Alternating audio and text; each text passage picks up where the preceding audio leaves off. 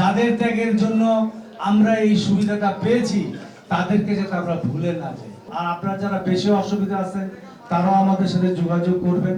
আমরা অর্থনৈতিকভাবে অন্যান্যভাবে আপনারা সহযোগিতার চেষ্টা করব।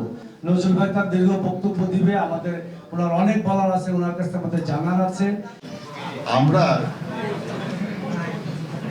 শহীদ জিয়ার হাতে গড়া দল বাংলাদেশ জাতীয়তাবাদী দল দেশনেত্রী বেগম খালেদা জিয়ার নেতৃত্বে এবং তার অনুপস্থিতিতে দেশনায়ক জনাব তারেক রহমানের নেতৃত্বে গত প্রায় 17 বছর ধরে আন্দোলনে রত আছে। এই লড়াইয়ে আমাদের দলের এবং অঙ্গ দলগুলির হাজারেরও বেশি নেতা কর্মী খুন হয়েছে।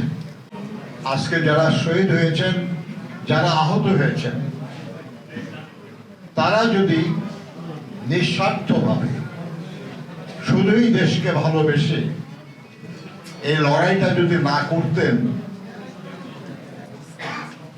তাহলে দেশও মুক্ত হতো না, আমরাও জেল থেকে বের হতে পারতাম না। অর্থের পরিমাণ দিয়ে আপনাদের ত্যাগের মূল্য শোধ করা সম্ভব না। এ ত্যাগ মূল্যহীন, অমূল্য, অমূল্য এই ত্যাগ। আমি আমার সহকর্মীদেরকে ধন্যবাদ জানাই যে তারা তাদের সাধ্য মতো আপনাদের পাশে দাঁড়ানোর একটা উদ্যোগ নিয়েছেন। আমাদের সহকর্মীদের কাছ থেকে যতটুকু খবর পেয়েছি যে আমরা এই 3টা এলাকার বাড্ডা, রামপুরা, ভাটারা এবং হাতিরঝিলের অংশ, এই যে নির্বাচনী এলাকা, এই এলাকার প্রায় 150 মানুষ নিহত হয়েছে, প্রায় 500-রও বেশি মানুষ আহত হয়েছে। তাদের সবাইকে সহযোগিতা করার উদ্যোগ নেওয়া হয়েছে। যে পরিবর্তনের লক্ষ্যে লড়াই, আমাদের সকলের দায়িত্ব সেই পরিবর্তন যেন ঘটে সেটা নিশ্চিত করা।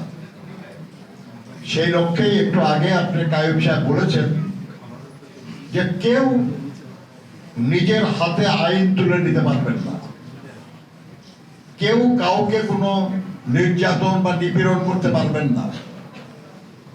আমি জানি যে আমার এখানে নিহত পরিবারের সদস্য যারা আছেন তারা যদি চোখের সামনে এমন কাউকে পান যিনি তার প্রিয় পিতাকে, তার স্বামীকে কিংবা তার ভাইকে হত্যা করেছে, তার ক্রোধ হবে। যারা আহত আছেন তারা যদি চোখের সামনে দেখেন কে তাকে গুলি করেছে তাহলে তার মধ্যে ক্রোধ তো আসবেই। কিন্তু আমরা সবার কাছে আবেদন জানাই, আইন নিজের হাতে তুলে নেবেন না। অপরাধীর শাস্তি আমরা চাই, কঠোর শাস্তি চাই আমরা। যারা আমার ভাইকে, আমার বোনকে, আমার সন্তানকে খুন করেছে আমি অবশ্যই তার বিচার চাই, কঠোর বিচার চাই। কিন্তু সেই বিচার আমি নিজের হাতে তুলে নেব না, আমি তাকে আইনের কাছে সোপর্দ করব। আমি তার বিরুদ্ধে অভিযোগ জানাবো এবং চাইবো যে সুবিচার যেন নিশ্চিত হয়। এবং সরকারের কাছেও আমাদের দাবি থাকবে যেই সব নিরীহ মানুষকে যারা অন্যায়ভাবে খুন করেছে, আহত করেছে, তাদের শাস্তি হওয়া উচিত। এই জুলাই আগস্টের গণঅভ্যুত্থানে যারা জীবন দিয়েছেন, যারা আহত হয়েছেন, যারা অংশগ্রহণ করেছেন, তারাও ইতিহাসে মর্যাদাবান অংশ হয়ে গেলেন।